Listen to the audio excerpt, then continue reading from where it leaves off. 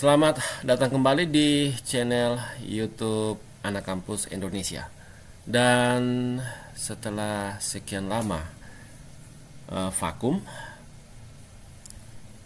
lebih banyak kegiatan-kegiatan itu diisi berkaitan dengan aktivitas di internet untuk YouTube. Pada beberapa channel saya lebih banyak aktif di sana. Dan mungkin sekali-sekali diupload konten di channel YouTube Anak Kampus Indonesia. Dan kita kali ini khusus kita membahas, mereview, mengulas perpolitikan di Indonesia untuk sesi pencapresan alias capres-capres, perpolitikan capres. Kita akan lihat seperti apa dinamika saat ini. Dan saya banyak ketinggalan berkaitan dengan berita-berita politik soal Pilpres yang sebentar lagi kita akan memilih siapa yang sebenarnya layak dipilih atau layak menjadi presiden, the next presiden Indonesia.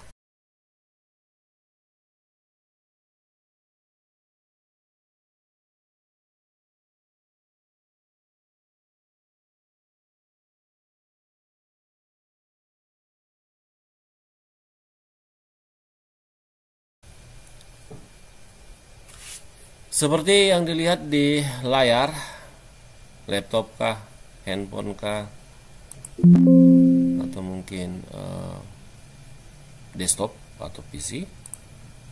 Ini pertama disuguhkan. Nah, ini soal Cak Imin. Jadi Cak Imin ini merupakan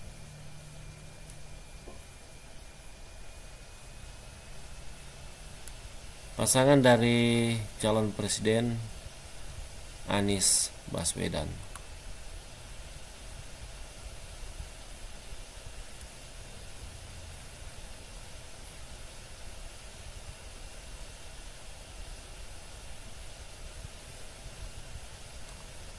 Ini juga di sini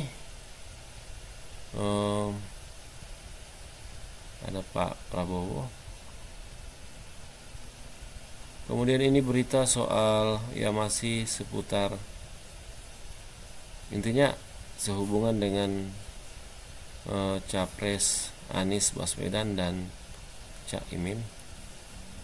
Ya, Cak Imin. Isinya itu di sini kekecewaan. Rupanya Anies Baswedan itu pernah menggandeng AHY. Dan isi konten ini menceritakan soal kekecewaan pastinya dari Partai Demokrat atas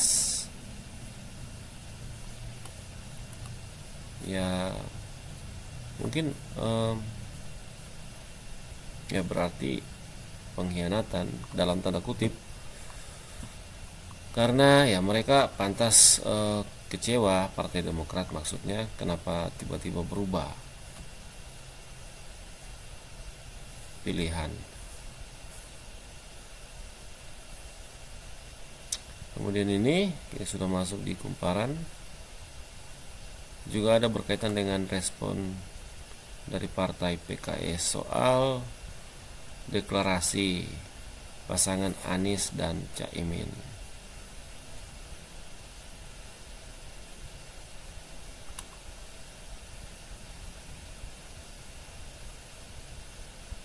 Kemudian ini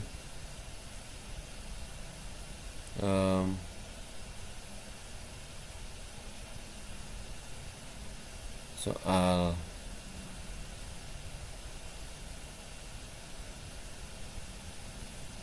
berita ini diangkat oleh Warta Kota Production. Di sini Prabowo sindir pengkhianatan PKB, bikin seisi rumah terbahak. seisi ruangan terbahak, seisi rumah, seisi ruangan terbahak. Ada,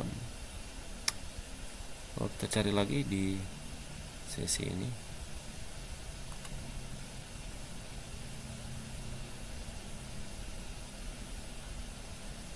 Kemudian ini juga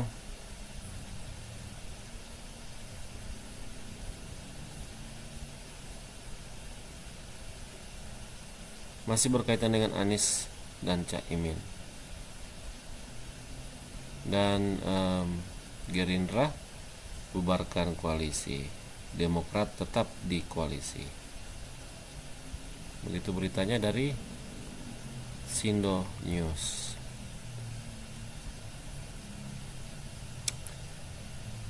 Ini sudah beberapa konten. Ini lagi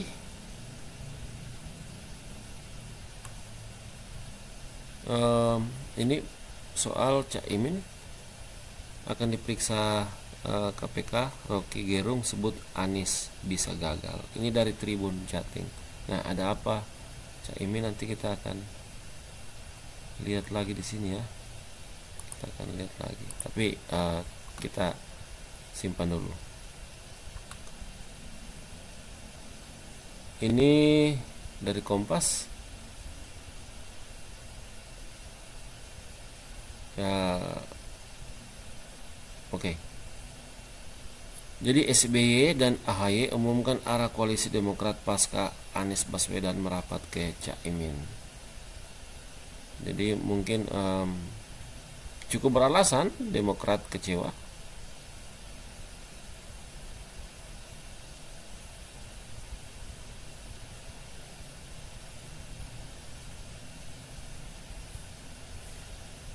Ini juga isinya berkaitan dengan Anies Baswedan dan Caimin. Jadi sebagian kesimpulan saya sudah sebagian besar di sini. Nah, ini pidato Muhaimin Iskandar di hari deklarasi bersama. Ini Anies Muhaimin, Anies Caimin.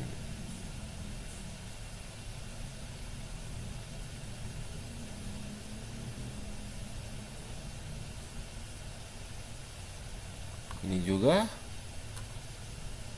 ya, hampir sebagian besar berita-berita ini berisi kekecewaan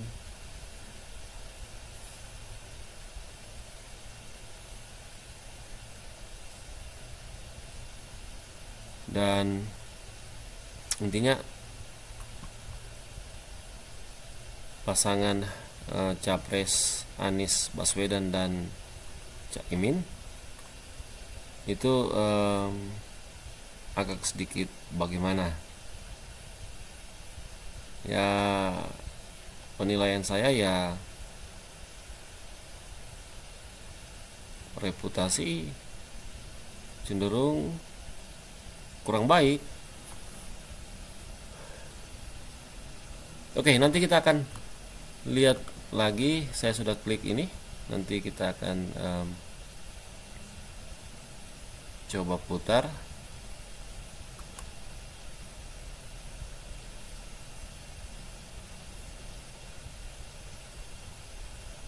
Ini juga masih seputar ini dari Tribun. Ini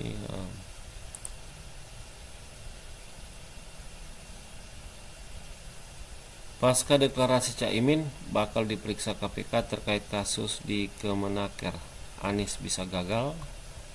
Ini sudah sebelumnya, tadi sudah ada juga kontennya, bisa dilihat di YouTube langsung.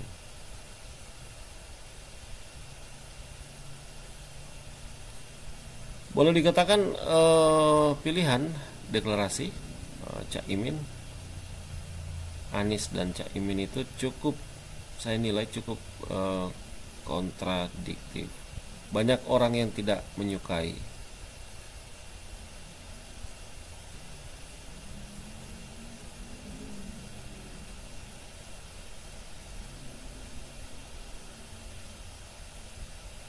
Oke, selebihnya ini lagu-lagu.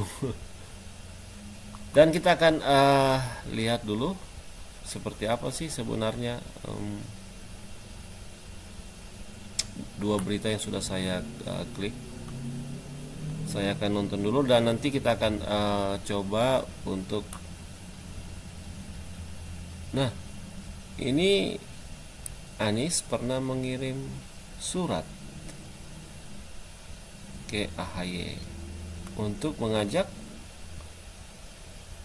menjadi cawapres. Oke, ini kita klik juga. Nanti setelah saya coba baca, saya coba nonton beritanya, dan kita akan masukkan itu, kita akan input menjadi bahan obrolan kita berkaitan dengan perpolitikan atau singkatnya politik dan pilpres di channel YouTube Anak Kampus Indonesia.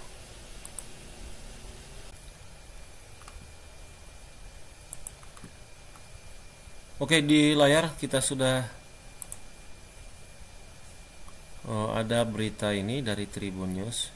Ya, jauh lebih baik atau mendingan kita nonton bareng saja berkaitan dengan Caimin.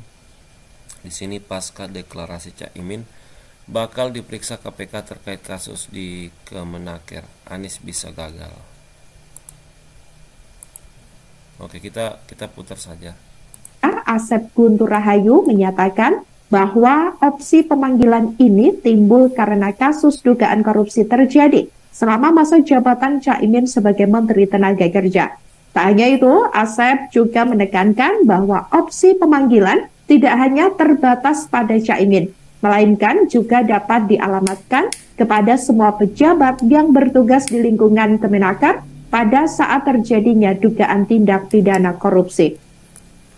Sementara KPK telah menetapkan 3 orang sebagai tersangka dalam penyidikan kasus dugaan korupsi pengadaan sistem proteksi tenaga kerja Indonesia di Kemenaker pada tahun 2012. Sementara itu, Ali Fikri selaku Kepala Bagian Pemberitaan KPK juga mengkonfirmasi bahwa tersangka terdiri dari 2 aparatur sipil negara atau ASN dan 1 pihak swasta. Meski begitu, penyidik KPK masih dalam proses pengumpulan alat bukti serta pemeriksaan saksi-saksi terkait perkara ini. Mereka juga menduga adanya kerugian negara yang timbul dari kasus dugaan korupsi tersebut. Sesuai dengan ketentuan dalam Undang-Undang Nomor 31 Tahun 1999 tentang pemberantasan tindak pidana korupsi. Selain itu, saudara, penyidik KPK sebelumnya telah melakukan penggeledahan di kantor Kementerian Tenaga Kerja pada tanggal 8 Agustus. Meskipun detail temuan dari penggeledahan tersebut belum diungkapkan secara rinci oleh KPK. Ali Fikri mengatakan bahwa pihaknya masih terus melakukan penyelidikan atas kasus tersebut.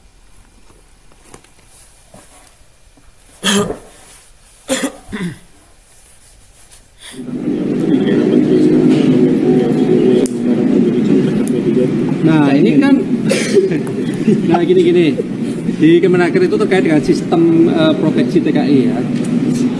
Saat ini kan masih terus berjalan ya, pemeriksaan saksi mau dilakukan. Itu materi proses penyidikan ini terus kami lakukan. Kemarin dan hari ini juga kami memanggil saksi-saksi. Jadi kami sih berharap teman-teman tidak masuk ke materinya gitu, karena nanti kalau masuk materinya mengganggu proses penyidikan yang sudah kami lakukan gitu. Tapi yang pasti bahwa betul ada tersangkanya, ya kami sudah sampaikan. Terkait dengan apa pengadaan barang jasa dari sistem proteksi TKI tahunnya berapa nanti kami terus gali dulu proses penyidikan itu. Bisa itu tahun 2012 ketua panitia pengadaan 2012. Ya nanti artinya kan begini, proses itu kan terus berjalan sehingga tidak bisa kami tentukan kami tutup dalam tahun tertentu misalnya. Itu kan ya, nanti kami mau sampaikan ketika kami umumkan tersangka kan konstruksinya juga nanti akan kita. Hari ini kan diperiksa Ani Suciwati itu yang merupakan ketua dari Lelang yang menyatakan bahwa sebenarnya ada perintah untuk menunjuk beberapa perusahaan dan itu terjadi di area tahun 2015. Nah, itu apa materi pemeriksaan apa memang dikonfirmasi sebagai adanya penunjukan sebuah perusahaan dalam pengadaan proteksi TKI? Iya, jadi kan begini ya, pengadaan barang dan jasa itu kan pasal 2, pasal 3. Unsurnya kan setiap orang melawan hukum, menguntungkan dirinya dan orang lain sehingga menimbulkan kerugian keuangan. Jadi dari 4 unsur itulah yang digali dari. Kita pindah saja ini sama Kemungkinan juga. memanggil dan memeriksa. Ini sama. Jadi kita close aja dulu ini. Sekarang kita fokus pada AHY balas surat ajakan Cawapres Anies. Begini isinya. Ini 10 jam yang lalu. Dengan rasa terima kasih dan bismillah untuk bersama-sama maju.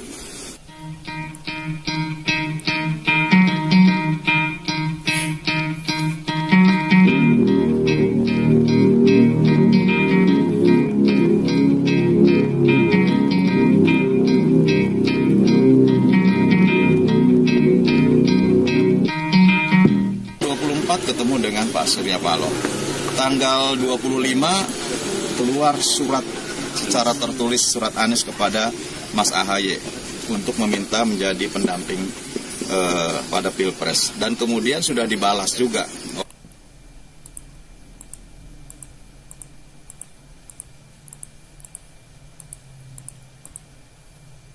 24 ketemu dengan Pak Surya.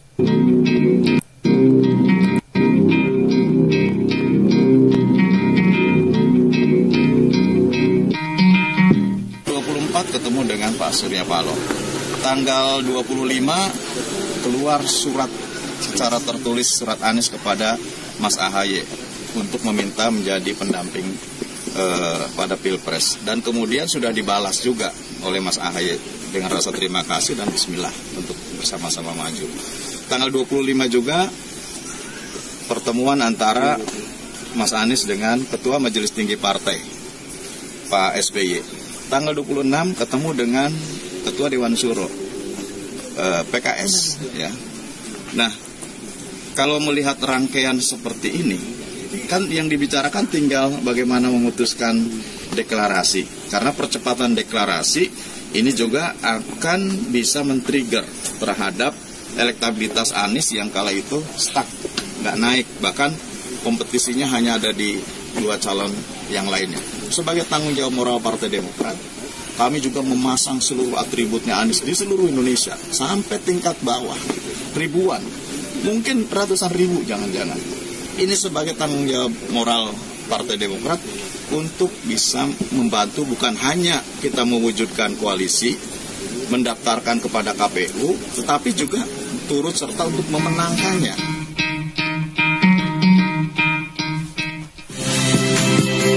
Saya Nit. Oke, jadi itu tadi 2 konten.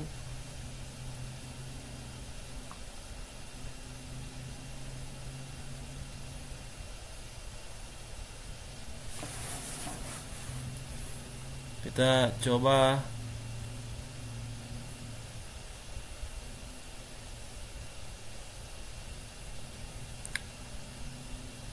hanya melihat saja berkaitan berita soal Anies dan Caimin.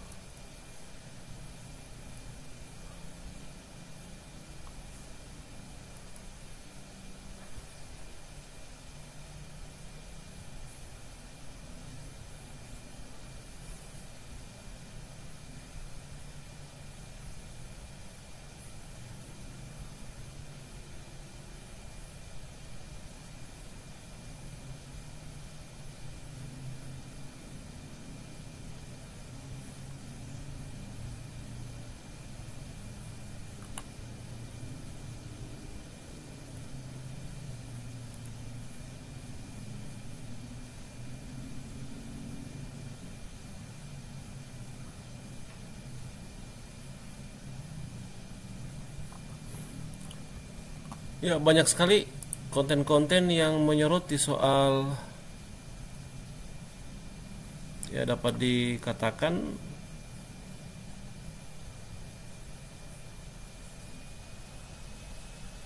semuanya berisi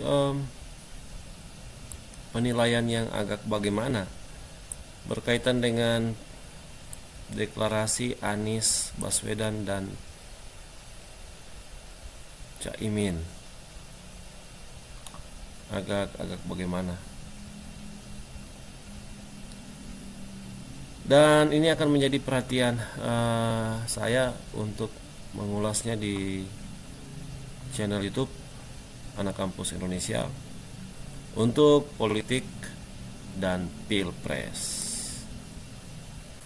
Pas saya membuka YouTube, kemudian mencari sumber referensi untuk bisa dipakai sebagai referensi dalam membuat konten, dan saya menemukan berita soal yang pertama berkaitan dengan deklarasi Anies Baswedan sebagai capres yang diusulkan atau yang dipilih oleh Partai Nasdem. Dan berita itu penilaian saya cukup, atau sikap dari Partai Nasdem itu cukup mengejutkan banyak orang, kenapa dan mengapa memilih Anies Baswedan. Kesannya ya, saya menilai kesannya Nasdem itu sepertinya salah memilih capres berdasarkan apa yang saya baca. Salah memilih Anies Baswedan sebagai capresnya. Itu saja. Itu yang pertama. Dan kemudian tadi karena saya lihat ada sedikit ramai di dunia maya, terutama di YouTube, soal Caimin, Anies dan Caimin. Ini cukup, dapat dikatakan ini cukup ya mampu menghasilkan reaksi yang sangat beragam sehubungan dengan deklarasi dari Partai Nasdem untuk ini loh, pasangan cawapres pendamping dari Anies Baswedan, yaitu Caimin. Dan isinya tidak jauh berbeda juga dengan perihal bagian pertama ketika Nasdem memilih Anies Baswedan sebagai capresnya. Hampir tidak, dapat dikatakan hampir tidak, ya tidak jauh berbeda lah situasi Anies dan situasi Caimin. Jadi ini sesuatu banget, dan ini menarik untuk kita akan ulas lebih lanjut. Seperti apa sih Anies dan seperti apa sih Caimin, sehingga sebagian besar kok kesannya itu agak bagaimana ketika kasus pertama misalnya berkaitan dengan studi kasus ya. Kasus pertama itu Partai Nasdem mendeklarasikan Anies Baswedan. Kemudian yang kedua, untuk studi kasus kedua, Partai Nasdem mendeklarasikan Caimin sebagai cawapres atau pendamping dari Anies Baswedan. Ya,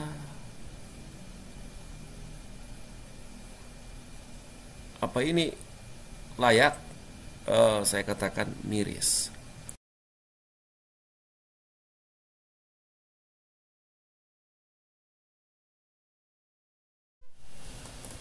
Dengan memperhatikan apa yang Capres Anies Baswedan dan Caimin itu rasakan, terutama Partai Nasdem, karena mereka membaca juga dinamika berkaitan dengan portofolio mereka yang isinya itu soal deklarasi Anies dan Caimin atau berkaitan dengan reputasi. Kemungkinan besar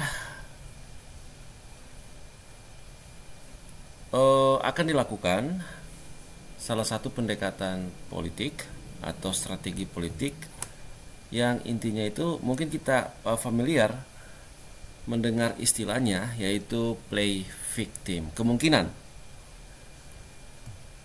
pasangan Anies dan Caimin akan mendesain, akan merumuskan strategi politik play victim.